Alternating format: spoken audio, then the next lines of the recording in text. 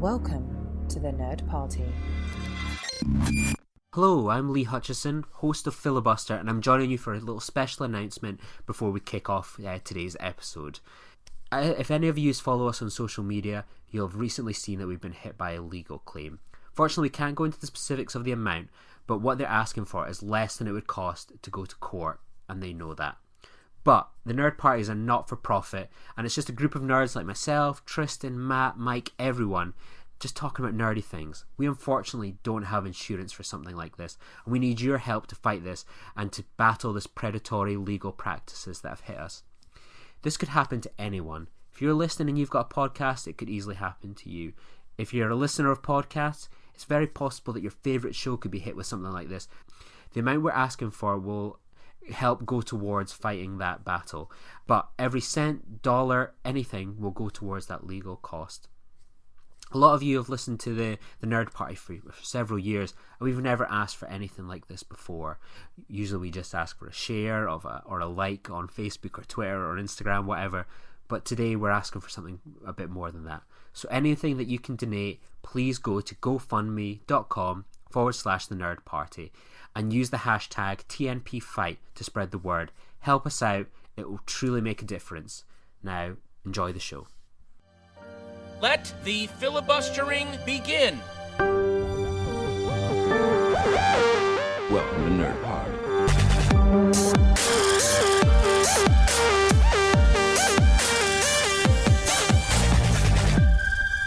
Hello and welcome to Filibuster here on the Nerd Party Network. I'm your regular host, Lee Hutchison, and I'm joined again by Dallas King. How are you, Dallas? I'm very well, how are you? Yeah, not too bad. We're recording this episode before we have the chance to see Avengers Infinity War preview on Tuesday, but this episode will come out after there's been a bit of chat about that. So this is a kind of one of these odd temporal anomaly kind of episodes. So I'm very excited to be joined again by you. So how have you been? It's been a few weeks since we've been able to record something. No, I've been good. I've been listening to all the Road to Infinity War filibusters, and I've started my rewatch of the Marvel Cinematic Universe as well. So I'm just finished Ant-Man this morning, so I'm about to launch into Phase 3 and should hopefully be able to get it all. I certainly won't get it done by Tuesday, but certainly will get them all rewatched by the time it officially comes out on the 26th. So.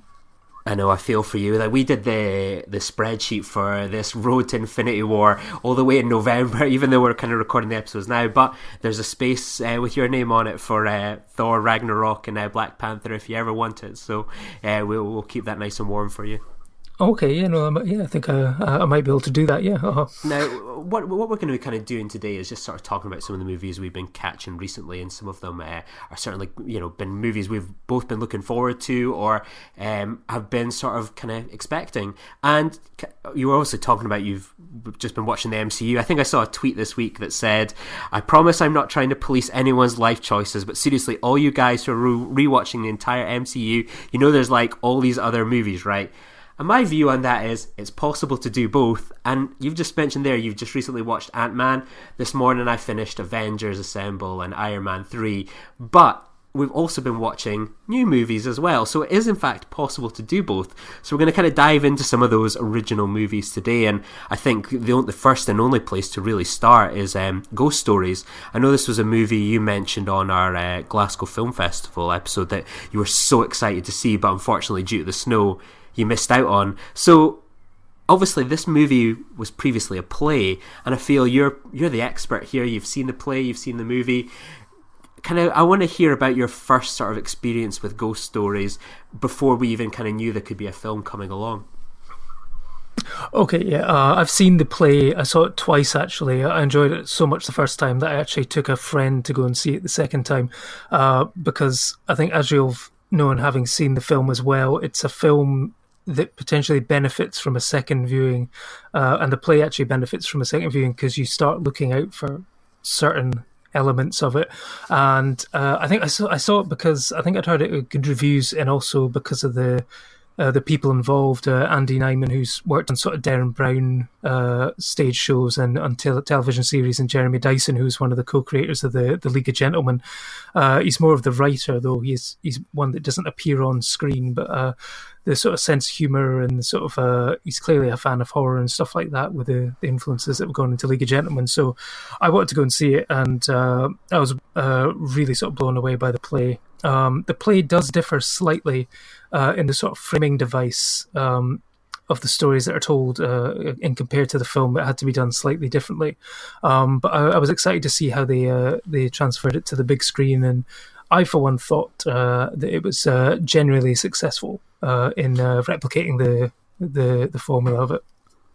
For anyone that's probably maybe not seen the play, or I think it'd be almost impossible at this stage not to have seen the kind of saturation of trailers, adverts, promos. It's on the side of nearly every single bus here in Edinburgh. Do you want to sort of give people perhaps a bit of a kind of brief summary of the sort of story and what kind of this sort of unique kind of plot that they've kind of got with ghost stories? Okay, the plot is essentially there's a paranormal debunker called Professor Philip Goodman, and he sort of goes around sort of basically going into these sort of shows with psychics and stuff, and basically exposing them for the frauds that they are.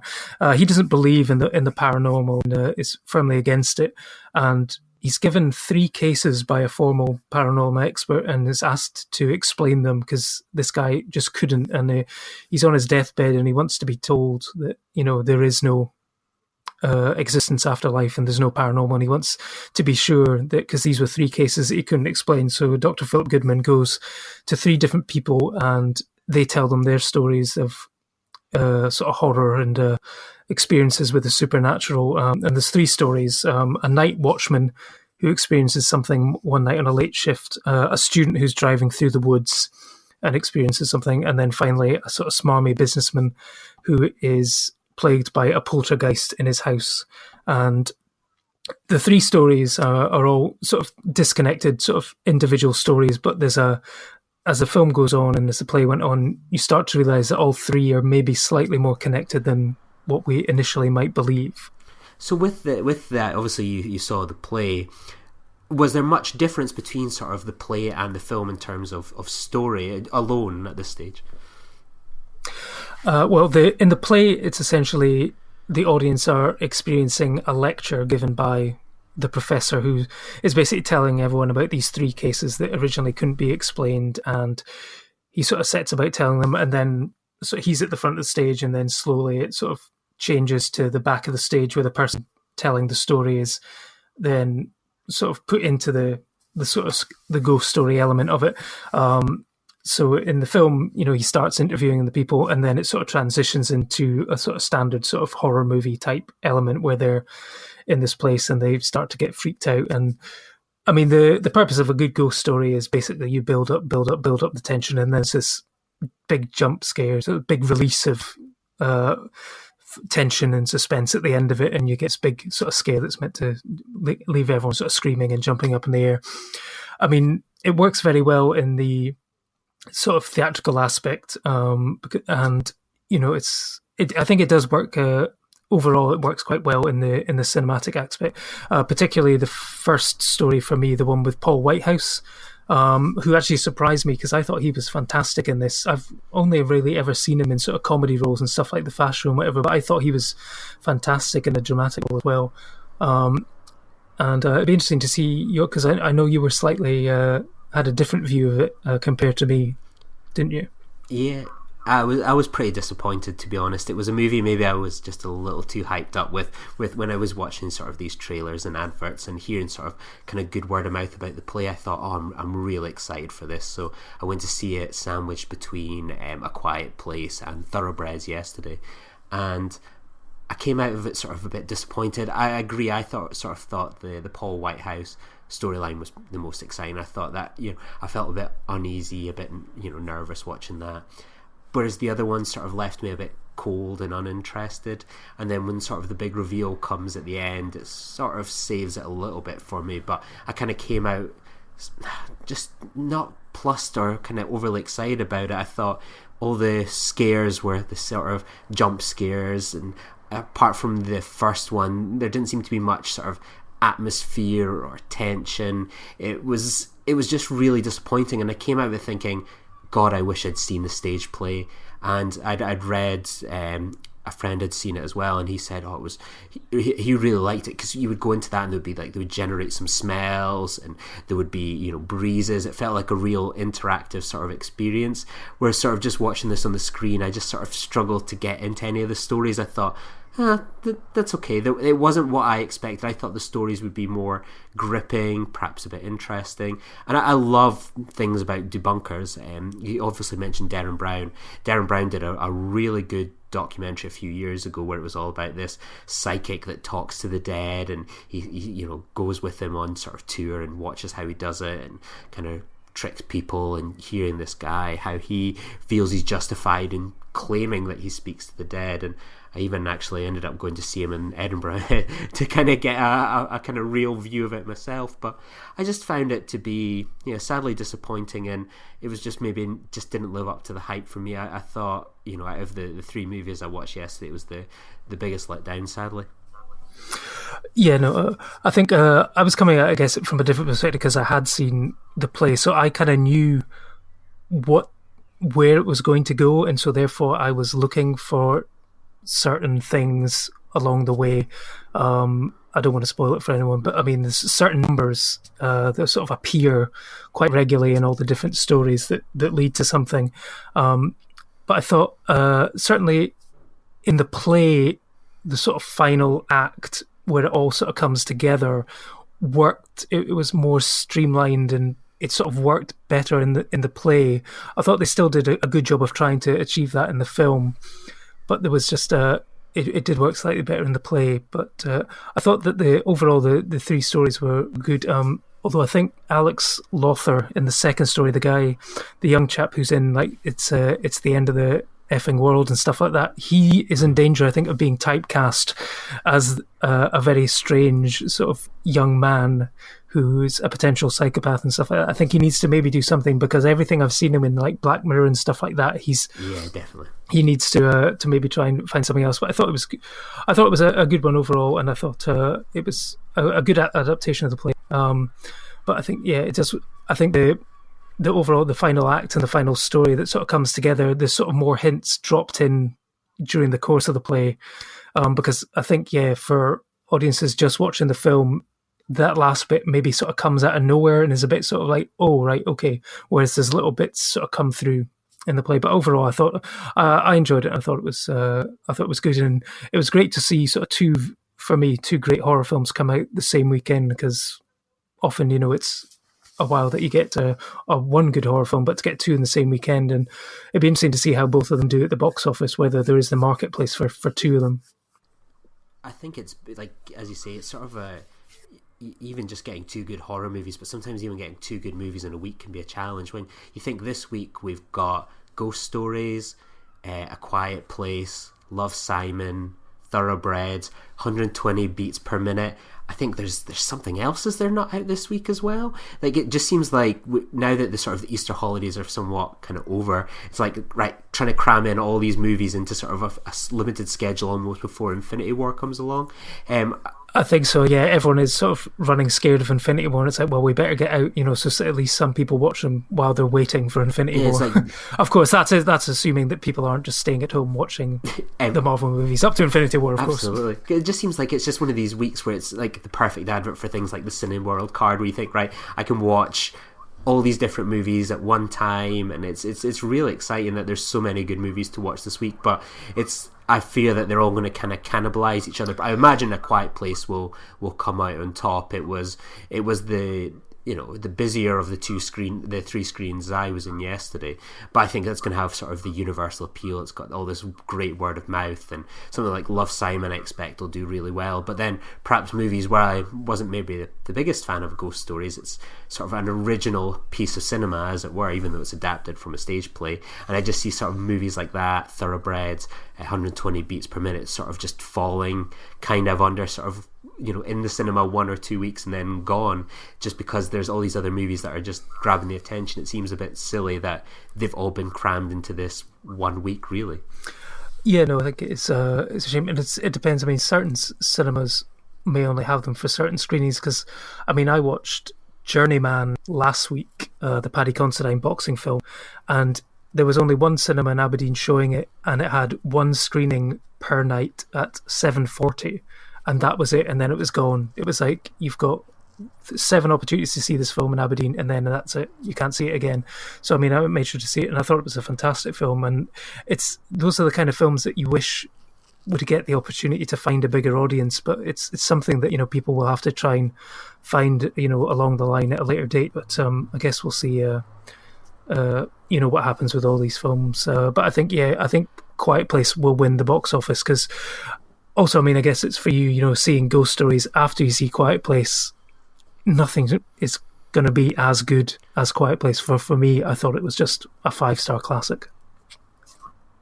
Yeah, like, before we just even touch on that, all I have to say about Journeyman is, I live in, obviously, Edinburgh. It wasn't on at our Cineworld, wasn't on at the Cameo, wasn't on at the Film House, not on at the Dominion.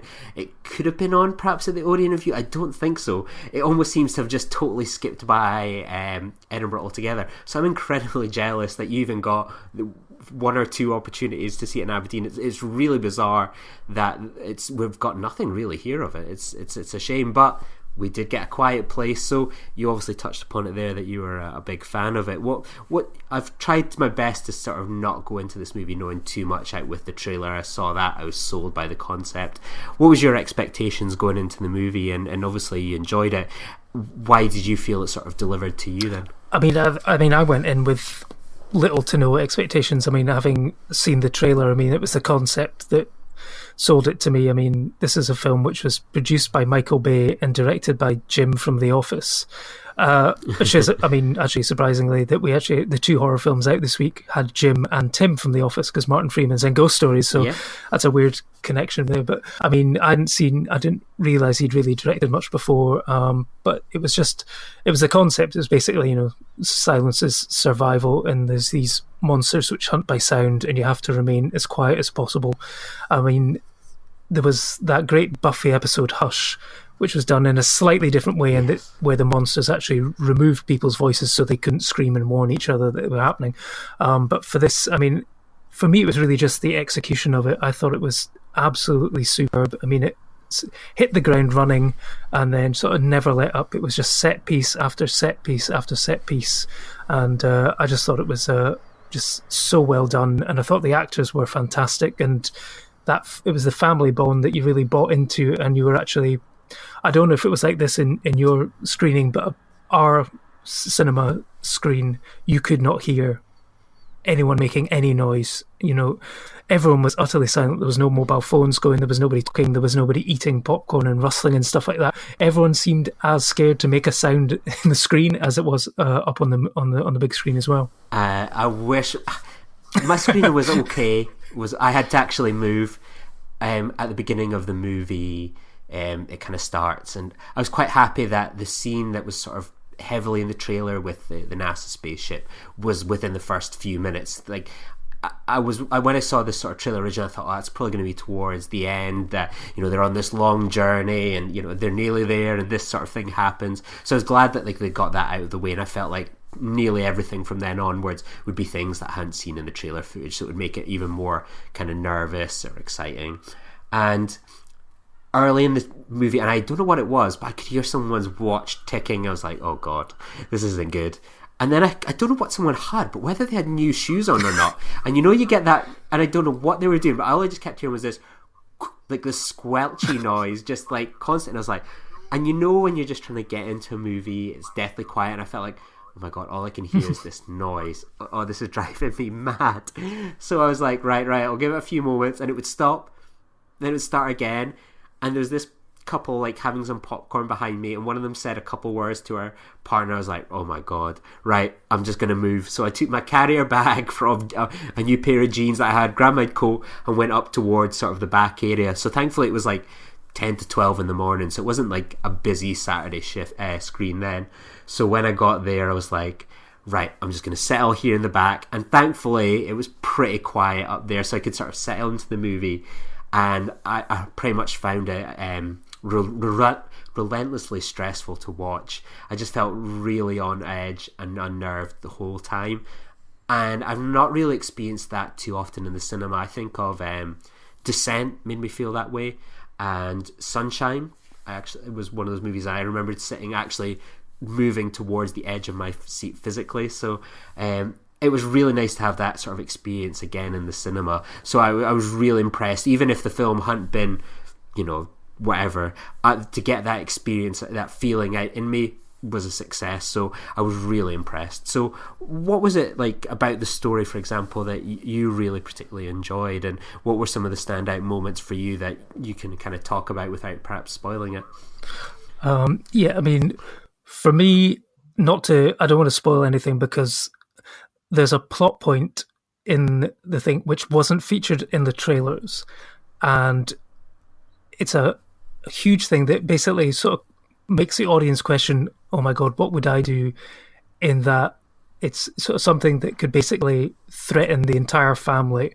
And it leads up to, for me, what is the best sequence in film, where Emily Blunt is alone in the house, and the father and the son have gone off sort of hunting for food and whatever, and there's a scene where basically the monsters attack and she's on her own and she has to stay quiet. And for me, it's probably the best sequence I've seen in a horror film for many, many years. I thought it was utterly terrifying, and it's like one of those sort of nerve-shredding, white-knuckle sort of edge of your seat sort of moments, and I just thought it was utterly fantastic. And I thought it's just the way that they sort of set everything up. I mean, there's a bit where basically something snags and there's an exposed nail, and there's a great shot. It just zooms in on this nail, and you're like, okay, well, that's going to come back later. And you're just on the edge of your seat waiting. Well, every time someone goes into that room, you're thinking, oh God, it's going to happen, it's going to happen, it's going to happen.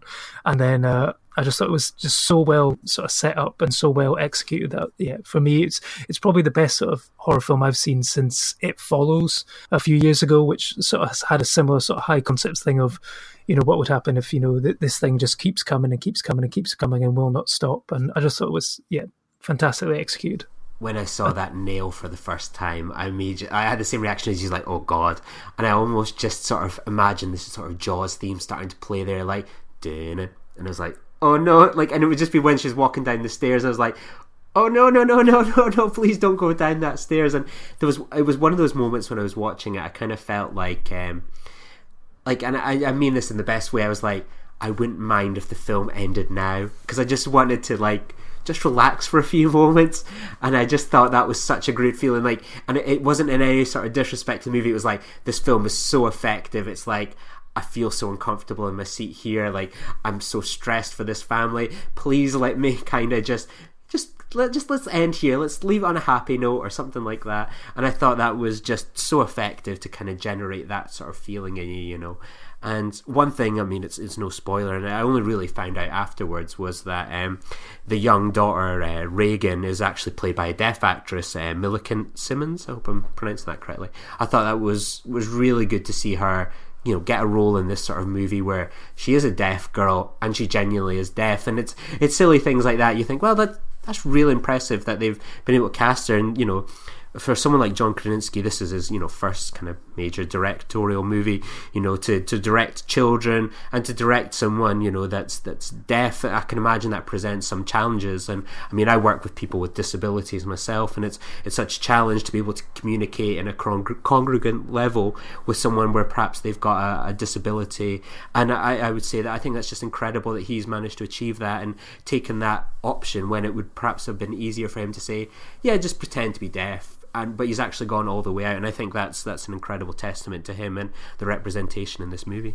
Yeah, no, I think I read something today about he had to fight to cast her in the role, to get an actual deaf person in the role. And I'd seen her before, actually. She was in Wonderstruck, the Todd Haynes one, which I saw at the Glasgow Film Festival, and again she played a deaf woman in that. So, but I thought she was great. I thought the two children were both actually very good and not annoying, which can sometimes happen in horror films in particular. They're just so annoying that you would want them to die.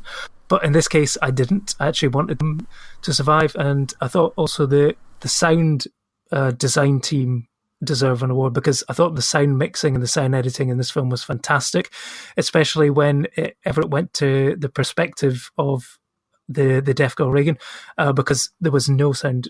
It sort of cut out completely, and it felt, just like that sort of tinny echoes that you get, and you're sort of seeing bits where she can't hear, and you can see things moving behind her, and you're going, oh god, oh god, oh god, oh, what's going to happen, and you're basically sort of willing them to survive. And I mean, that's the testament of film, because sometimes you watch a horror film and you're wanting the monster or the killer to kill people, and this was completely the opposite. You're wanting this family to survive if possible, and that was a testament to the direction and the skill of the acting, I think.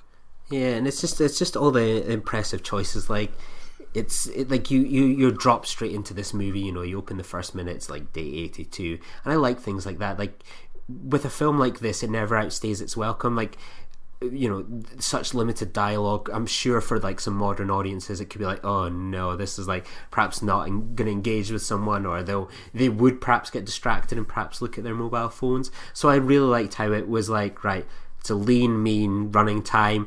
Things don't need to be over-explained. You're just thrown in with this family, and I really like that. And I just felt like all the creative decisions here felt like all the right ones. That it's rare to come out of a movie not perhaps second-guessing something or taking issue with something, thinking, well, maybe they should have done that approach. I was genuinely really, really impressed, and I think it's one of these movies that when I first saw the trailer, I thought, that's genius. What a simple but great idea. Just like, you can't make noise or you'll die. Like, we see that in horror movies all the time, whether it's for 30 seconds or a moment, like the killer comes in the room, you're hiding, just be quiet, and that tension. And I just really like how they've just gone all in to do that. I think it's such a great idea, and I'm sure everyone's kicking themselves going, why didn't I think of this sooner? It's absolutely fair play to the team behind this for putting that together.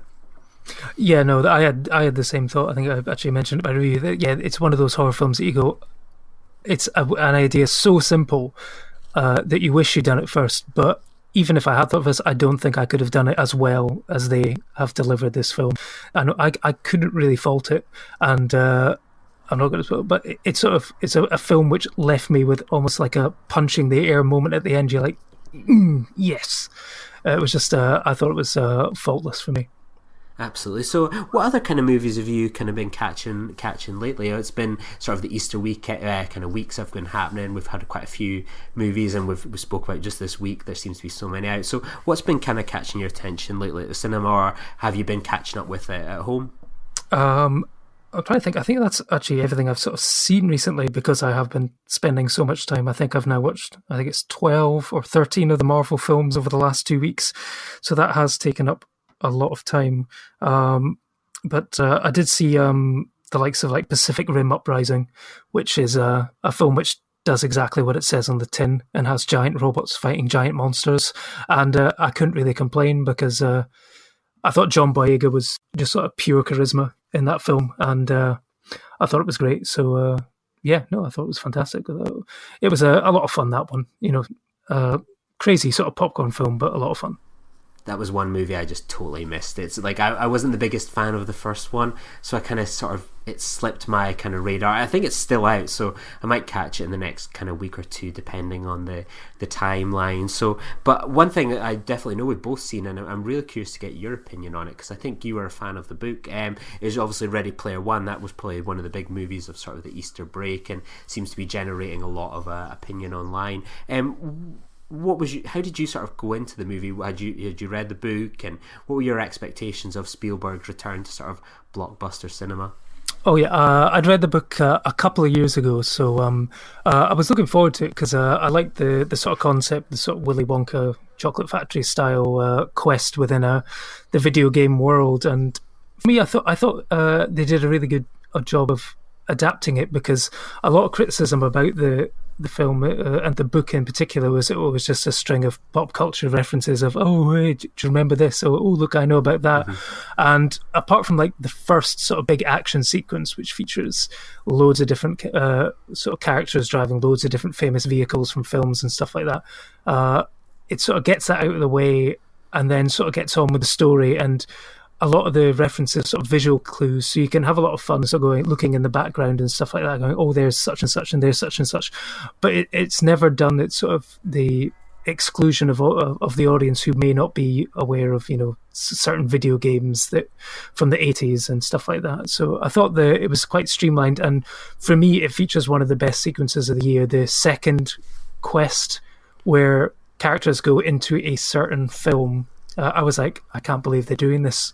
No, they're not going to. They? Oh my God. And it actually was done so well for me. I thought it was utterly fantastic. I know there's probably a few people who think it's sacrilege to have done what they did, but I thought it was great. I was almost the total opposite to you for this one again. I went to see the movie on my birthday a few weeks ago, and I'd never read the book. I almost sounds like I don't read books at all. I'm a non-fiction reader, I swear. So the Ready Player One book sort of passed me by, but it was one of those ones because I would class myself as a geek. People would say, "Oh, you would really like this book. You would really like this book." So when people tell me that, it's like, oh, yeah, I'll be the judge of that, and somehow I never get round to doing it. So I went to see the movie on my birthday. I think it officially came out that day, and that you could see it in 2D and not the 3D that it had been on like the 28th of March or whatever. So I went to see it with my girlfriend, and I can quote her, like, I got a birthday card from her in the morning. She wasn't too excited for Ready Player One, and nor was I, but she was like, hope you have a good birthday and Ready Player One isn't too crap. So we went to see it, we had some breakfast and went along, and the trailers had done very little, if at all, for me when I went to see it. So when I went along, I was kind of perhaps in a bit of a negative frame of mind already. I was sort of like, okay, we'll see what happens. It's Steven Spielberg, I trust him.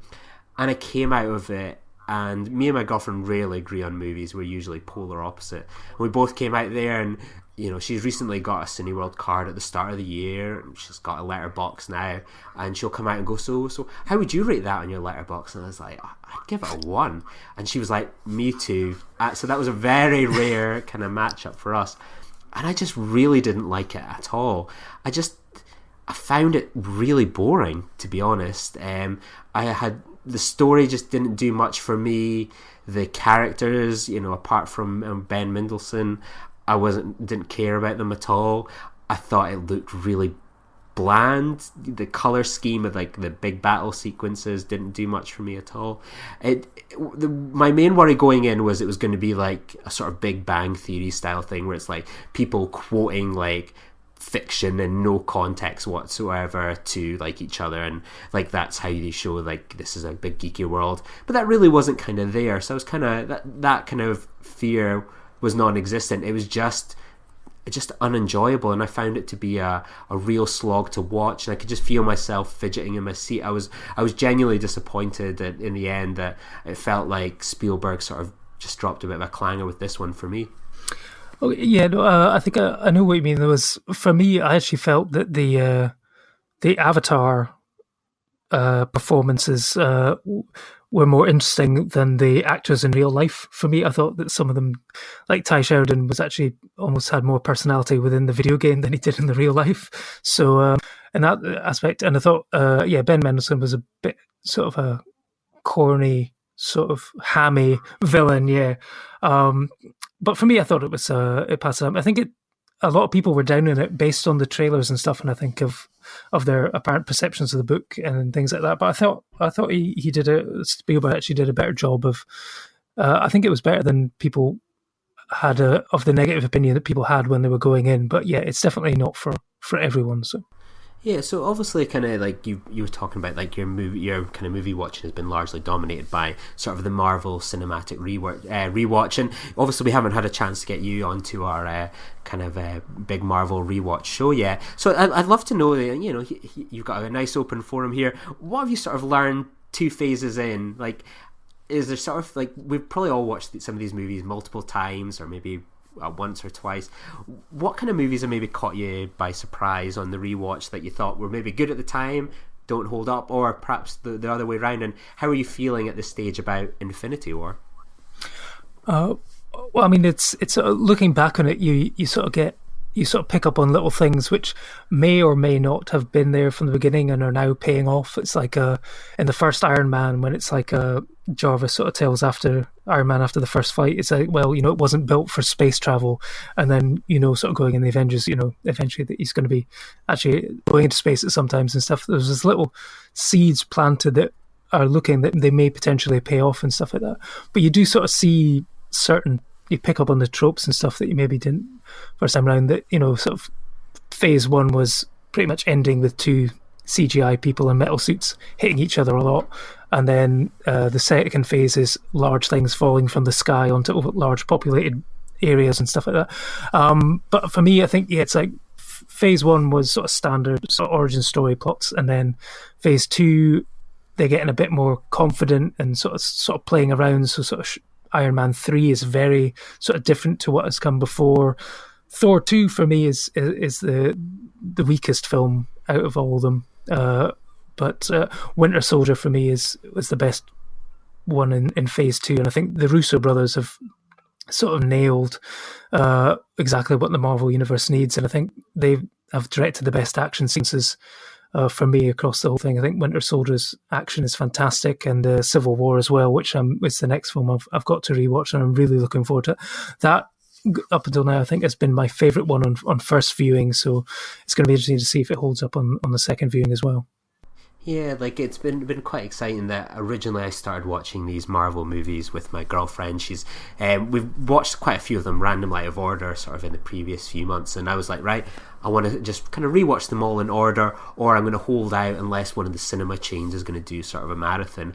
And I was I'm still shocked and expect something to happen, but none of the chains sort of here in the UK at all are doing any Marvel marathons, which is very bizarre. Not even a double bill. I don't think they will, because I was thinking about it when I saw that it was just Infinity War coming out, and it's like, it's difficult to know.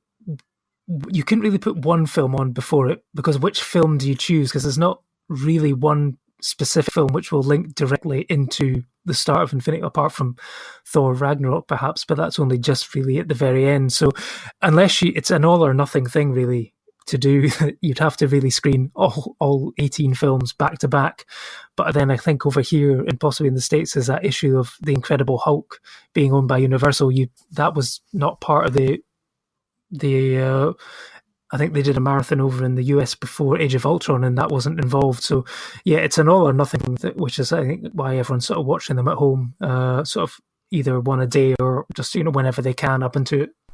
Yeah, I'm still surprised, frankly, because I always think that I would have expected perhaps at a minimum sort of a triple bill, the Avengers movies, into, even if it doesn't all sort of string together without everything in between. I thought that's perhaps something that they would have done.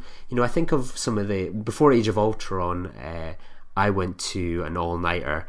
Well, I suppose I actually saw Age of Ultron at an early preview through like Show Film first, and then I went to an all-nighter starting Iron Man. So I kind of watched it all a bit out of sync, and then did like Iron Man, skipped Incredible Hulk, Iron Man 2, Captain America, Avengers, Iron Man 3. I can't remember if we got Thor: The Dark World. I think we did actually. Then it went into Captain America, Winter Soldier, and then it was Age of Ultron. We didn't get Guardians of the Galaxy. And then, I think of all the other ones I got, like, there was a Captain America one where it was like Captain America, Avengers, Winter Soldier, Age of Ultron, then it was into sort of Civil War. So there's always been some sort of combination of such, and that's maybe been a bit lacking recently. Some of these movies I feel haven't even had midnight releases. Spider-Man Homecoming didn't get a midnight release, Thor didn't get one, Guardians of the Galaxy 2 did, Doctor Strange didn't, Civil War did. So it's sort of, before there was sort of a consistency that you would expect these to be sort of events, that you'd be a double bills, you'd be there for 9 o'clock, watch one and then go into another one. So it's been a bit disappointing, that sort of epic feel hasn't been there. Now it's like, right, off we go for midnight and that's it. But I think, I would have liked to have seen some sort of event for these sorts of movies. But I think obviously we're lucky enough. We're going to the sort of fan preview. We get the 40 minutes on or 30 minutes, 25, whatever it is. And probably the way I'm going, it's probably going to be about 10 minutes at this stage. But yeah, I'm really excited for this preview we're going to go see on Tuesday. It's going to be quite an exciting event, I think. I think the footage is not. I don't think it will be the first chronological, say, 30 minutes of the film. I think there will be little scenes which are maybe out of sequence, because I know they don't want the plot to get out there and stuff like that. So I think it might be slightly sort of disjointed scenes, but just sort of showcasing the sort of overall vibe and feel for the film. But I think we'll get the sequence set in Edinburgh with Vision and Scarlet Witch, and I think it's going to be a very special screening because it is in Edinburgh, and everyone who's going has probably visited the Royal Mile for a couple of nights over the filming and stuff like that. So I think it's going to be exciting to see that on the big screen, surrounded by people who recognise their hometown and stuff like that. And I think it'll be great. Absolutely, and I'm sure we'll touch on this later in the month. But what you went along to some of that filming on the Royal Mile and sort of checked it out, and obviously you've got a book out about kind of film locations as well. So do you want to tell people a bit about your sort of experiences, and I'm sure we can put in some links into some of the photos you've taken, and what was that like for you? I really enjoyed it. I went along with a couple of mates, and we sort of stood around. We had dinner, sort of, because nothing much was happening, and then we sort of started hanging around the Royal Mile from around about 9 o'clock. And then one of my mates was like, "Oh no, I'm gonna have to go back. I've got to go see the kids, put them to bed, and stuff like that." And I was like, "You know that as soon as you leave, something's going to happen." He's like, "Yeah, no, I know." So yeah, he leaves, and then sort of 20 minutes later, there's a massive explosion. So I sort of videoed it and then sent it to him, going, "Haha, I told you." So I mean, we weren't close enough. We didn't actually get to see sort of like Elizabeth Olsen or whatever filming, but I think from the looks of what we saw, they were filming the sort of, it looks like a fight scene between Proxima Midnight and Scarlet Witch that takes place on the Royal Mile. And for me, sort of knowing Edinburgh and seeing the footage, it actually is one of those films which geographically makes sense in that it takes place on the sort of Royal Mile, Cockburn Street and Waverley Station, which are all right next to each other. Because sometimes when you get a film that has been filmed in somewhere and then when you see it on the big screen, you sort of have that thing where you're looking going, well, that makes no sense because they're there, and then suddenly over at the other end of the city, and then they're back again.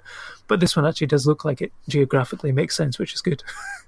I always think, like, I never got along to any of the late night filming and stuff. I suppose I'm just always early to my bed, but it was quite surreal because I go to a lot of meetings at Waverley Court, which is sort of next to the train station, and Cockburn Street. It's like sort of the base of Edinburgh Council.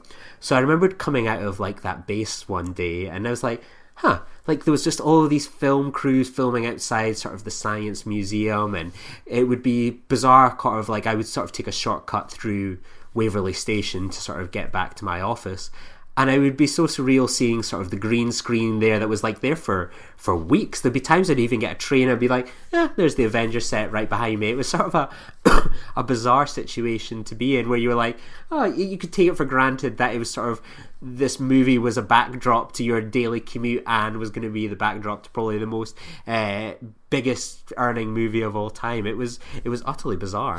Yeah, no, I know. I mean, I actually saw it for the first time on the train going down for my stag do in Newcastle. We passed, and I sort of managed to, oh my god, what's happening? Oh, they're actually filming in Waverley Station. So I actually then arranged to go down the week after and spent the night there watching the filming and stuff like that. So yeah, never saw any filming in Waverley. I mean, they would have had the station under complete lockdown for that sequence. But yeah, I mean, there was a lot of people sort of hanging around watching the thing out in the open and stuff like that.